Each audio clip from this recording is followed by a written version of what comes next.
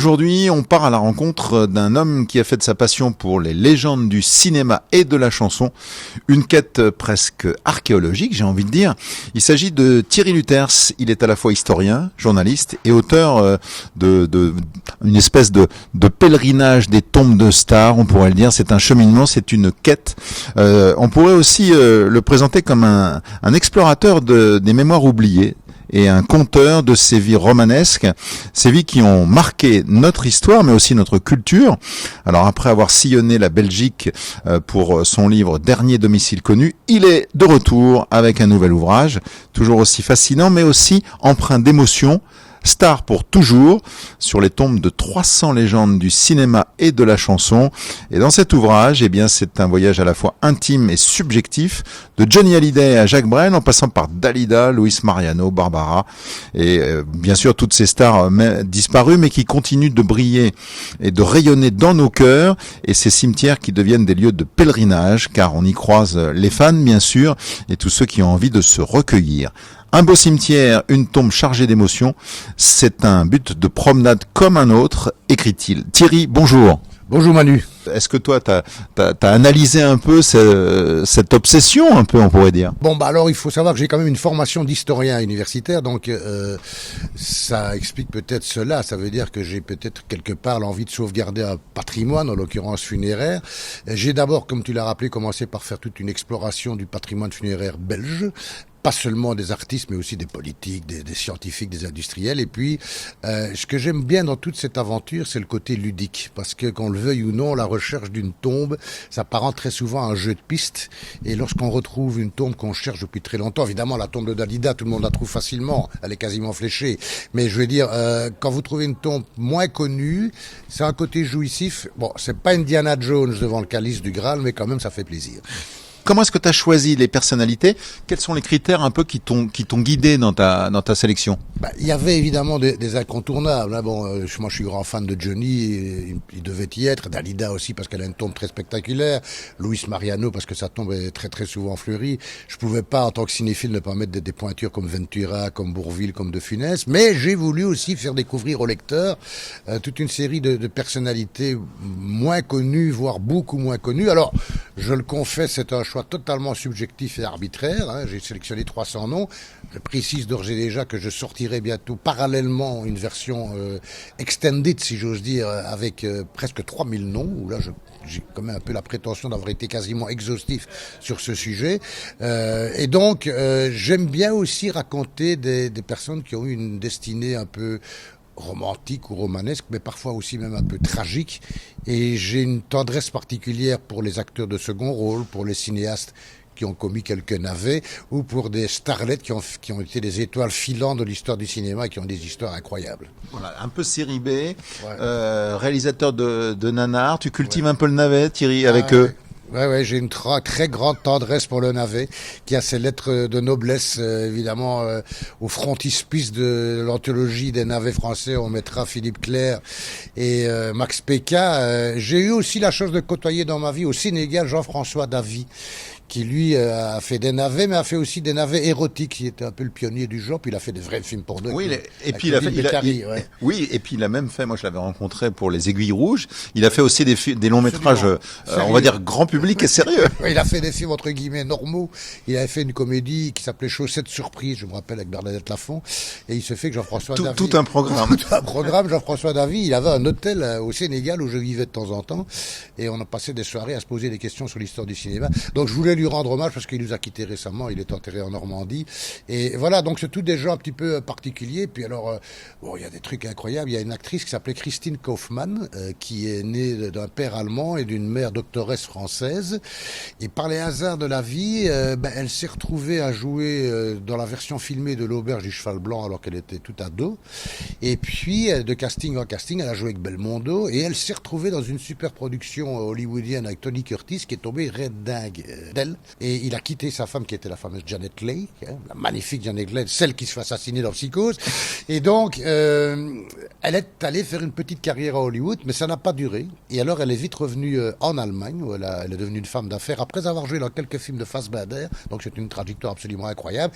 Et, pour être tout à fait étonnant jusqu'au bout, si j'ose dire, Elle est inhumée dans le caveau de la famille maternelle à Vernon, dans l'Eure, en Normandie. Donc voilà, c'est le genre de destin que j'aime bien raconter. Est-ce qu'il y a une tombe qui t'a particulièrement ému ou surpris lors de tes recherches? Tu t'y attendais pas et là tu t'es dit, là franchement, il y a un truc à raconter. C'est vraiment voilà, surprenant.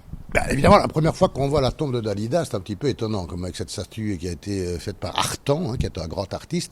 Ben, elle est un petit peu à l'image flamboyante de la star qui était Dalida. J'avais été un peu déçu la première fois que j'ai vu la tombe de Louis de Funès au Cellier, pas loin du château de Clermont où il habitait. J'avais été voir le château aussi, d'ailleurs, parce que je suis très fan de Funès. La tombe n'était pas super bien entretenue. Je pense que maintenant qu'il a été rejoint par son épouse, qui est morte plus que centenaire, la tombe est beaucoup mieux entretenue. Et puis alors, évidemment, côté belge, ça va moins parler au public français. Il y a des tombes d'artistes belges que j'ai très bien connus, avec lesquels j'ai travaillé. C'est forcément très émouvant.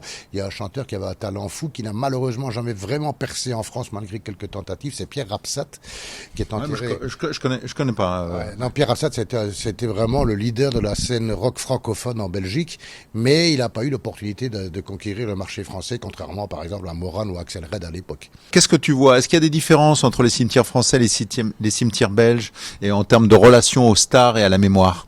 Oui, parce que je trouve qu'en Belgique, il y a une petite carence qui est un peu regrettable, c'est qu'on n'indique pas beaucoup, mais ça vaut même en dehors de la catégorie spécifique des artistes, on n'indique pas beaucoup leurs titres et qualités. Bon, par exemple, la tombe de Moran au cimetière d'Oderghem, d'abord, elle est enterrée sous son vrai nom, Claudine Leuparts. Bon, ça c'est son droit, mais c'est pas très fréquent. Les artistes français sont souvent enterrés sous leur pseudonyme ou nom d'artiste. C'est une tombe un peu banale. Moi, je souhaiterais quand même qu'elle soit davantage valorisée. J'ai été très déçu aussi, là on est dans un très bon exemple franco-belge ou belgo-français, avec Annie Cordy. Annie Cordy dans le cimetière à Badi, qui est pas un très beau cimetière à Cannes, c'est le nouveau cimetière de Cannes. L'ancien c'est le cimetière du JAS où il y a Martine Carole. Annie Cordy, elle a un caveau de famille assez banal, avec toutes des tombes qui se ressemblent à l'infini. Moi, je suis été une tombe, allez, entre guillemets, un peu plus joyeuse, je sais pas, avec quelque chose sur la tombe, qui rappelle un peu la fantaisie. Qui lui ressemblerait plus. Ressemblerait plus, et en tout cas, moi, j'aurais mentionné qu'elle est baronne. Parce qu'elle a oui, elle a été anoblie, absolument. Elle a été anoblie par le roi, je crois que c'était le roi Albert à l'époque, mais voilà, ça n'est pas mentionné sur sa tombe, voilà, petit regret au passage, quoi. Alors Thierry, tu l'écris donc des stars à des degrés divers. Donc voilà, explique-nous un petit peu voilà, il y a une disparité dans la postérité des célébrités. Oui, dans la postérité, dans la notoriété, évidemment. C'est pour ça que c'était un choix tout à fait arbitraire. Puis il y a des stars qui n'ont pas pu être dans mon livre parce qu'ils n'ont pas de tombe. C'est le cas de Jean Gabin, dont les cendres ont été dispersées au large de Brest, de Michel Piccoli, de Jean-Paul Belmondo. Et puis alors, Manu, il y a quelque chose qui m'a frappé en préparant ce bouquin, parce que ça a été un travail de très très longue haleine, tu t'en doutes. Il a fallu faire énormément de recherches avec les mairies, avec les pompes funèbres, parfois avec les descendants des familles qui ont joué le jeu, quand je ne retrouvais pas l'information. Ce qui m'a frappé quand même, et ce n'est pas très reluisant pour l'histoire de France, c'est qu'il y a quand même pas mal d'artistes qui se sont compromis pendant la Deuxième Guerre mondiale. Je savais que ça existait. Mais ça, tu l'as noté, tu l'as vraiment touché du doigt, cette dimension. Franchement, oui. Bon, il y a le cas très célèbre d'Arletty, l'incarnation de la collaboration horizontale, qui lui avait valu cette fameuse réplique « Mon cœur est français, mais mon cul est international ». Il y en a même une autre de réplique concernant Arletty, mais elle est tellement belle, je me demande si elle n'est pas de Janson plutôt que d'elle. Faut quand même pas oublier qu'Arletty, elle a été incarcérée à la prison de Fresnes et qu'à un moment donné, elle n'était pas trop bien et une des co-détenues lui avait dit « Mademoiselle Arletty, comment vous sentez-vous » Et elle avait répondu avec malice « Pas très résistante ». Bon, ça, Arletty, c'est un cas très célèbre. Bon, il y a toujours eu aussi un petit peu des questions autour de Suzy Delair, d'Albert Préjean, de Maurice Chevalier. C'est-à-dire qu'il y avait deux problèmes. Ce sont des gens qui n'ont pas arrêté de travailler pendant la guerre. Et il y a beaucoup d'acteurs et d'actrices, Daniel Darieux, qui ont travaillé pour la Continentale, qui était une société de production allemande. Là, je vais faire un petit cocorico un peu chauvin liégeois, mais on a une très grande comédienne qui s'appelait Berthe Bovy, qui était la femme de Pierre Frenet, qui est enterrée à Liège. Mais elle, par exemple, elle était sociétaire brillante et connue et reconnue de la comédie française. Eh bien, elle a refusé de partir en tournée en Allemagne avec la comédie française. Tout le monde n'a pas eu cette même attitude digne. Oui, alors Suzy Delair qui est morte plus que centenaire, voilà. Et puis il y a aussi Ombre et Lumière, Sacha Guitry, qui lui aussi a beaucoup tourné. Il était sur scène, au théâtre, etc. Donc là, il y a beaucoup de choses qui. Guitry, c'est un cas particulier. Il y a eu quelques petits ennuis à la Libération. D'ailleurs, personne n'est dupe dans le chef-d'œuvre de Truffaut, Le Dernier Métro. Le personnage de Poiret a quand même quelque chose de Guitry quand on voit qu'il est arrêté, puis relâché, puis réarrêté. Je pense que Guitry, il a été plus maladroit que vraiment collabo. Il a fait des conférences un peu pro-Pétain et donc dans le climat de l'époque, ça a été très très mal vu. Mais il a été assez vite réhabilité. Et puis ceux qui veulent voir la tombe de Guitry, c'est très facile. Quand vous entrez dans le cimetière Montmartre, il est directement à droite avec son père, qui a été aussi un grand comédien, Lucien Guitry. Il faut savoir que le Guitry d'origine russe et que son parrain est un tsar. Il y a quand même beaucoup peu de gens qui pouvaient s'enorgueillir d'avoir un parrain qui était tsar. Et puis, pour terminer sur Guitry, 5 fois marié avec 5 comédiennes. Voilà, effectivement, beau parcours. Et il y avait une de ses épouses, je crois, qui a dit enfin raide. C'est assez célèbre, oui, en effet, oui. Bon, Thierry, qu'est-ce que ça t'a appris justement cette quête qui est pas finie d'ailleurs, hein, tu poursuis peut-être sur ta propre existence. On disait tout à l'heure, on parlait un peu d'introspection.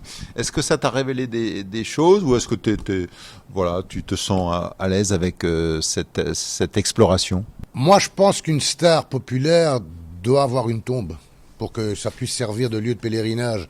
Maintenant, chacun est libre de faire ce qu'il veut, et s'il a envie d'être dispersé, c'est son droit, évidemment. Il y a aussi les cas particuliers d'Alain Delon et de Sacha Distel, qui sont tous les deux inhumés dans une propriété privée, ce qui est autorisé avec l'autorisation préfectorale, hein, je le précise, en France. Mais moi, je pourrais imaginer quand même, et je pense que la famille y a déjà pensé, qu'on pourrait avoir un jour par semaine, par exemple, le droit de visiter la chapelle où repose Alain Delon, qui a quand même été une immense star. Et j'ai aussi beaucoup voyagé dans le monde entier pour voir des cimetières, parce que c'est une passion chronophage et dévorante. Et par exemple, à Los Angeles, on ne peut pas voir la tombe de Michael Jackson ni d'Humphrey Bogart, par exemple, qui sont dans des parcelles privées. C'est un peu paradoxal dans la mesure où un des monuments les plus visités de tous les États-Unis, c'est la tombe d'Elvis Presley dans sa villa à Graceland.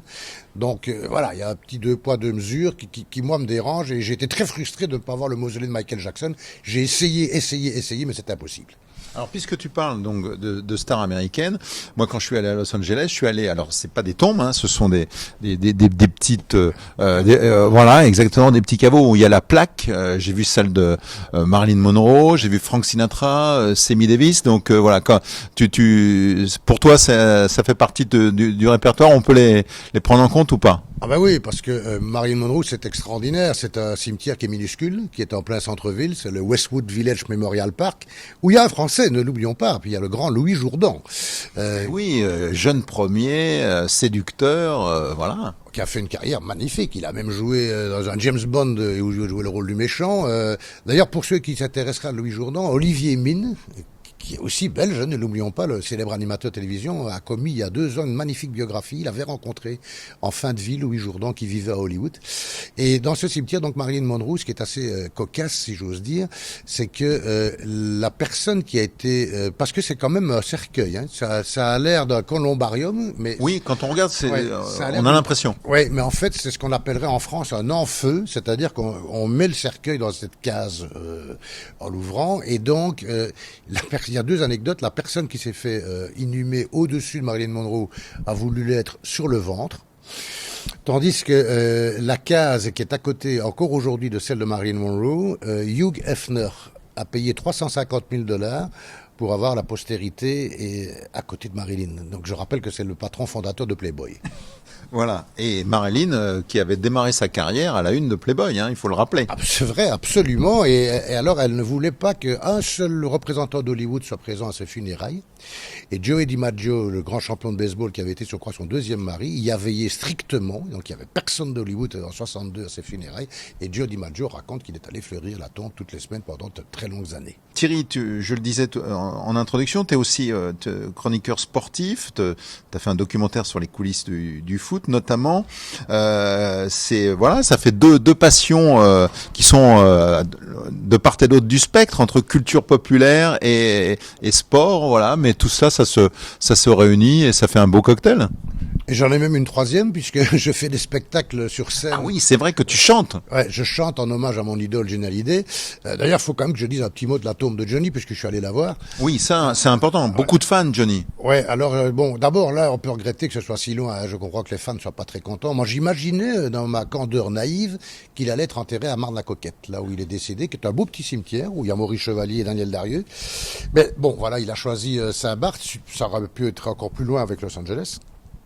Et c'est une tombe, franchement, qui m'a un peu déçu parce que bon, le cimetière est très atypique, évidemment, puisque c'est un cimetière au front de mer sablonneux, c'est tout à fait incroyable, mais sa tombe est un peu trop chargée à mon goût en fleurs et en amulettes diverses. Elle la rend plus kitsch que rock'n'roll. Dans le même périple, j'avais poussé jusqu'au Caraïbes pour aller voir la tombe de mon autre idole, Bob Marley. Là, par contre, j'ai pas été déçu parce qu'il y a tout un décorum dans son village natal à Nile Mines qui est absolument incroyable, sachant que tous les 10 mètres, évidemment, on vous propose à $20 de fumer un petit spliff, ce que j'ai décliné, évidemment, mon cher Manu. On s'arrête peut-être sur Claude François parce que j'ai vu une statue et ça a été offert par un fan club belge de Claude François. Le fan club. C'est l'unique. Je crois que c'est le fan club officiel belgique de Clo-Clo. C'était, je pense, pour le 10e anniversaire de sa disparition. Et juste à côté, il y a même un petit buste qui représente Choufa, hein, c'était son surnom, la maman de Clo-Clo, puisque ses parents sont enterrés à côté de lui. Bon, là, évidemment, c'est aussi un incontournable. Et alors, ce qui est assez, entre guillemets, cocasse, c'est que dans ce petit cimetière de Danois, pas tellement loin de son moulin, hein, c'est à la sortie du village, dès que vous rentrez dans le cimetière, vous ne voyez que ça, la statue qui est dans le fond. Et là, on voit bien que c'est un lieu de pèlerinage et c'est très, très fleuri, comme Luis Mariano, comme Daniel Balavoine à Biarritz, ce sont des gens qui ne sont pas oubliés, et tant mieux. On voit une rose là qui est glissée sur la statue de Claude François. Donc il y a vraiment une ferveur qui ne faiblit pas. Moi, j'ai une ferveur très particulière. Je suis très fan de François Truffaut.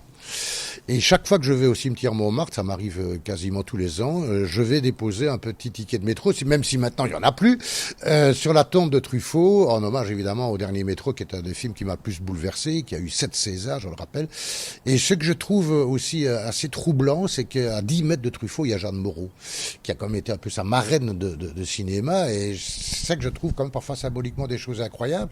Au même cimetière Montmartre, Michel Berger repose avec France Gall, et à 10 mètres, il y a son papa, Jean Hamburger, mais qui ne se parlait plus, puisque Jean Hamburger a décidé du jour où son fils est devenu saltimbanque à l'âge de 16 ans, lui qui était un très grand professeur de médecine, il l'a complètement renié. Donc c'est parfois des trucs un peu bizarres qui se passent post-mortem.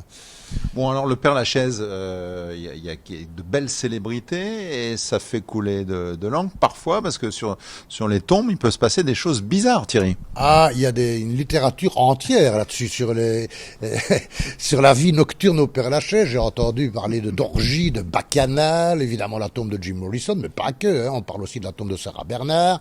J'ai vu personnellement un jour une personne qui était en transe sur la tombe d'Alan Kardec, ce spirit breton, une dame qui était avec sa main posée sur le dolmen et qui était littéralement en transe. C'est assez incroyable. Et puis évidemment, il y a la tombe, et là je sors un tout petit peu de mon sujet stricto sensu, il y a la tombe de Victor Noir, qui est ce journaliste qui est mort en duel avec le prince Napoléon, qui est un gisant représenté de façon extrêmement réaliste, en ce compris une magnifique érection. Et ce qui fait que les dames vont caresser ce sexe virtuel, mais on voit que c'est complètement patiné par rapport au reste de la peinture de la tombe. Voilà, il est poli. Hein. Il est très poli. Mon cher Thierry, alors tu l'as évoqué, Jim Morrison, parce que là, il paraît que le buste est de retour. Ouais. Il aurait été retrouvé, il avait disparu pendant de nombreuses années. C'est incroyable, il a été totalement par hasard retrouvé au détour d'une perquisition, je crois, de la police judiciaire parisienne. Mais j'étais au Père Lachaise il n'y a pas longtemps, il n'est pas revenu sur la tombe. Il n'est pas encore de retour au Père Lachaise. Non, il n'est pas effectivement de retour. Alors moi, j'ai un petit problème avec la tombe de Jim Morrison, parce que, c'est la tombe la plus visitée, il y a des gens qui vont au Père Lachaise que pour ça. Bon, il est mort en 71, donc ça fait quand même quelques années, et je pense qu'il y a beaucoup de gens qui vont voir la tombe de Jim Morrison, mais qui ne savent pas qui c'est, et qui savent plus qui c'est, parce que bon, les Doors, c'est vrai, ça a été, moi, ça me parle, mais voilà. Enfin, donc il est en tout cas visiblement pas tombé dans l'oubli, et c'est la seule tombe qui est protégée en permanence par des barrières nadar, et on voit qu'il y a un véritable culte quotidien pour Jim Morrison. Et un jour, je me suis retrouvé par hasard au Père-Lachaise, par le plus grand des hasards, le jour de la date anniversaire de son décès, et là, il y avait beaucoup de monde. Thierry, ton livre, il est décrit comme un guide pratique. À qui est-ce qu'il s'adresse? Quel message tu as envie de transmettre à travers justement ces pages et ces focus et ces notes vraiment très précises? Alors ça, c'est une bonne question, parce que je me suis aperçu qu'il y a un tourisme funéraire, si j'ose dire. Pour être accord avec le Père-Lachaise, c'est le cimetière le plus visité dans le monde. D'ailleurs, il suffit de voir le nombre de guides qui sont là. Ils sont pas tous très bons. Hein. Je dis tout de suite aux gens, méfiez-vous. Il y a des très bons, mais il y a des pas bons. Donc, je pense qu'il y a des gens que ça intéresse, parce que moi, je donne pas mal de conférences. Et les gens, je parle avec les gens, j'aime bien les rencontrer. Et ils me disent, quand on va en vacances quelque part, il faut qu'on aille voir un cimetière. Et a fortiori, s'il y a une personnalité célèbre dans le cimetière de cette commune ou de cette ville. Donc, je pense qu'il y a un public pour ça, qui est un public à mon avis de plus de 40 ans, mais j'ai déjà eu un petit succès avec ma série sur les Belges, donc ici j'ai une sortie sur la France, j'espère que je vais intéresser toute une série de cinéphiles, et je répète que avec ma version qui sera uniquement vendue en ligne, celle-là pas en librairie, avec les 3000 noms, Star pour toujours, ben là j'aurai pour les cinéphiles et les taphophiles, puisque c'est le terme peu connu qui désigne quelqu'un qui aime les tombes, d'ailleurs c'est du grec taphos, philos qui aime la tombe, j'espère qu'eux ils auront vraiment la possibilité d'aller voir un peu partout dans l'hexagone la tombe de quelqu'un qu'ils recherchent. Bon Thierry, est-ce qu'il y a une star vraiment, on t'a parlé de Johnny dont tu es très fan, mais est-ce qu'il y a vraiment une star dont la tombe t'a frappé, t'a marqué, et qui est vraiment une singularité, une originalité, voilà, une chose peut-être à laquelle tu ne t'attendais pas? Honnêtement, celle qui est la plus imprévisible, c'est Bob Marley, parce que il est dans une sorte de mausolée, mais ce qui est incroyable, c'est qu'il n'y a aucune photo. Donc je défie quiconque de trouver une photo de la tombe de Bob Marley sur Internet, ça n'existe pas. Et parce que c'est strictement interdit et que vous avez des cerbères un petit peu édentés, vu la consommation importante de ganja quotidiennement, mais qui sont pas là pour rigoler et qui vous répètent inlassablement no picture, no picture. En plus, il y a tout un décorum et un protocole parce qu'il faut se déchausser avant d'entrer dans le mausolée. Donc ça, c'est quand même assez... Je ne m'attendais pas à ça, même si on me l'avait un petit peu expliqué. Il faut le vivre pour le croire. Ton livre parle aussi de la manière dont les stars sont enterrées, parce qu'il y a aussi ça. Voilà, parfois entre grandeur, faste, et puis d'autres simplicité. Qu'est-ce que ça révèle à ton avis des personnalités, peut-être de l'époque aussi, parce que ça dépend des époques également, les concernant? Oui, ça aussi révèle aussi parfois le manque d'entretien des tombes par la famille.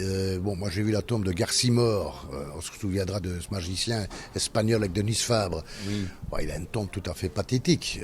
Maria Mauban, qui a quand même été une grande comédienne, épouse de Claude Dauphin, elle a une tombe qui n'est pas du tout entretenue au Père-Lachaise. Donc moi déjà ça m'étonne, mais c'est valable pour d'autres catégories, parce que je me souviens avoir cherché au cimetière ancien de Neuilly-sur-Seine la tombe d'Anatole France. Elle est dans un état lamentable, quasi illisible, et j'en avais parlé avec le conservateur du cimetière qui m'avait dit si la famille ne fait rien, on ne peut rien faire. Mais c'est quand même un prix Nobel de littérature. Je veux dire, moi, je ne conçois pas qu'on ne puisse pas préserver un patrimoine tel que celui-là. Et alors, pour répondre plus directement à la question, c'est vrai qu'il n'y a pas de corrélation entre la nature de la tombe et l'importance de la personnalité qui y gît, du verbe gésir. Et donc, ça varie beaucoup. Et puis alors, il y a aussi des gens qui sont complètement tombés dans l'oubli. Je sais que tu es cinéphile, Manu, mais Henri Gara, avoir un bon copain, cette fameuse chanson, Henri Gara, ça a été une star, mais énorme dans l'entre-deux-guerres. Les femmes se jetaient sous sa voiture quand il passait en voiture, je sais pas si t'imagines. Plus personne ne sait qui c'est, et il a une tombe complètement à l'abandon au Père-Lachaise. C'est pour ça que j'ai voulu aussi le mettre à l'honneur dans mon livre. On a du mal aujourd'hui à jeter un petit coup d'œil dans le rétro, comme on dit. Moi, j'aime bien l'idée de raviver la flamme du passé, comme je suis historien, de sauvegarder un patrimoine, en l'occurrence un patrimoine funéraire et artistique. C'est ma façon de leur rendre hommage. Je crois que les gens aiment bien aussi aller un petit peu leur rendre hommage de la sorte. J'étais récemment devant la tombe de Philippe Labro à Montparnasse. J'ai toujours eu une très grande admiration pour Philippe Labro, notamment pour la qualité de son éclectisme, hein, parce qu'il était journaliste, écrivain, cinéaste et parolier pour Johnny. Il a écrit plus de 40 chansons pour Johnny. C'est vraiment il était extrêmement polyvalent, Ouais. Éclectisme de bonne aloi, mais avec beaucoup de talent. Ah, c'est une très très grosse pointure. Je pense malheureusement que c'est une espèce un petit peu en voie d'extinction dans le journalisme actuel, mais c'est un autre débat. Et donc devant la tombe de Labro, je me suis senti obligé de chanter 2-3 chansons de Johnny, dont Ma jolie Sarah ou Pardon, je viens vous demander pardon, qui est une chanson qu'il avait écrite très tardivement sur l'album qui avait été composé par David Hallyday, qui est l'album d'ailleurs le plus vendu de Johnny. Mais là j'étais ému. J'étais ému parce que d'abord il nous a quittés il n'y a pas très longtemps. On va d'ailleurs que sa tombe n'est pas tout à fait finie, elle est encore extrêmement végétalisée. Il n'y a pas vraiment une dalle funéraire. Et quand j'ai chanté, il y a des gens qui sont passés, qui ont rigolé. J'ai dit, mais vous savez, je rends hommage à quelqu'un que j'apprécie. Alors, puisqu'on parle de cet éclectisme, il a été cinéaste aussi, Philippe Labro. Il y a le film Moi qui t'aimais, Montand, Signoret. Hein. Un mot sur leur tombe. C'est une tombe assez discrète, je trouve. Évidemment, ça peut surprendre qu'ils soient enterrés ensemble, puisque Montand avait refait sa vie avec une autre femme. Il est mort évidemment après Signoret. Et c'est une tombe dans une division quand même très intéressante au Père-Lachaise, qui est la 44e division, puisque à 3 mètres de là, il y a Francis Lemarque, qui a écrit pour Montand et pour lui. Mais enfin, il voulait absolument être enterré tout près d'Yves Montand. Alors, juste derrière la tombe de Montand et Signoret, peu de gens le savent, mais juste derrière, il y a la tombe de Jacques Perrin, qui a quand même été un grand comédien, un très grand producteur, qui a réalisé des magnifiques documentaires, notamment Animalier. Et alors, si vous faites le virage, voilà, vraiment, c'est la série des gloires, puisqu'il y a Michel Legrand, avec déjà sur la tombe le nom de Macha Merrill. C'est toujours extrêmement cocasse de voir des gens qui inscrivent le nom du conjoint qui vit toujours. En fait, en Belgique, c'est interdit dans certaines communes et accepté ça dépend des lois communales. Bon. Il y a le cas célèbre de Louis-Ferdinand Céline, qui s'appelait Détouche de son vrai nom, qui est mort à Meudon en 1961. Alors, il avait épousé une danseuse classique qui s'appelait Lucette Détouche, qui était beaucoup plus jeune que lui. Et sur la tombe, on avait mis Louis-Ferdinand Céline, avec cette date de naissance et de décès, tiré, Lucette Détouche 1912, tiré, un 9, et puis un blanc. Et elle est morte à 107 ans, il y a quelques années d'ici. Donc en fait, il a fallu tout recommencer, tout effacer. Bref, donc tout ça toujours un petit peu spécial. Alors donc je termine vite cette 44e division qui est facile à trouver, elle est juste en face du crématorium. Il y a aussi Manu Dibango, et alors très émouvant, il y a la tombe de Gaspard Ulliel. Et là, on voit évidemment que comme c'est un jeune acteur, star en devenir, fauché en pleine gloire, dans les circonstances tragiques, un accident de ski, là, on voit qu'il y a beaucoup de gens qui vont se recueillir devant sa tombe parce qu'il y a beaucoup de fleurs. On voit que c'est une tombe qui est très bien entretenue. Ton épitaphe, est-ce que tu y as réfléchi? J'y ai réfléchi, je suis pas très convaincu pour l'instant. Je pars sur... C'est encore en work in progress. Ouais, voilà. Je pars sur un truc du style journaliste et artiste. Ce sera un petit peu dans cette direction-là. Voilà, ce sont les deux facettes. Merci beaucoup Thierry pour cet échange aussi riche qu'émouvant. Et puis c'est important, tu nous as rappelé que les stars ne meurent jamais vraiment tant qu'elles restent dans nos mémoires, nos musiques. Et puis voilà, toi qui aimes beaucoup la chanson et nos écrans. Et puis il y a une dimension dans ton ouvrage érudite et poétique. Et puis les sanctuaires, ces sanctuaires de nos rêves, mais aussi de nos nostalgies. Donc ton livre, on le rappelle, Star pour toujours. Invitation au voyage, une façon également de célébrer ces légendes qui continuent de nous faire vibrer. Alors justement, si on veut savoir où trouver ton ouvrage et tout savoir sur ton riche et brillant parcours, Thierry, qu'est-ce qu'on fait ? Alors, pour la France, l'ouvrage va être distribué notamment à la FNAC, mais pas que. Sinon, il est toujours possible aussi de le commander sur Amazon, bien sûr, et sur le site de mon éditeur Chronica, CHRONICA à Bruxelles. Et je rappelle donc qu'il y a la version 300 noms qui est grand public, si j'ose dire, et alors plus pointu pour les cinéphiles et ou tafophiles, il y aura la version extended que je crois approche les 3000 noms, où là, c'est un relevé systématique de toutes les tombes des chanteurs de variété et d'opéra que je n'ai pas voulu oublier, des acteurs, des actrices, des réalisateurs, des réalisatrices en France, en Belgique. Et alors, on n'en a pas parlé, mais c'est très important, en Suisse. Car en Suisse, il y a énormément de stars qui y sont enterrées, de Charlie Chaplin à Audrey Hepburn, en passant par David Niven. Voilà. Comment être exhaustif. Merci beaucoup Thierry Luters. Donc, je vous dis à très vite pour de nouvelles explorations culturelles. Et puis, n'oubliez pas, les stars brillent toujours, même dans l'ombre de nos cimetières. Merci à toi Thierry. Merci beaucoup.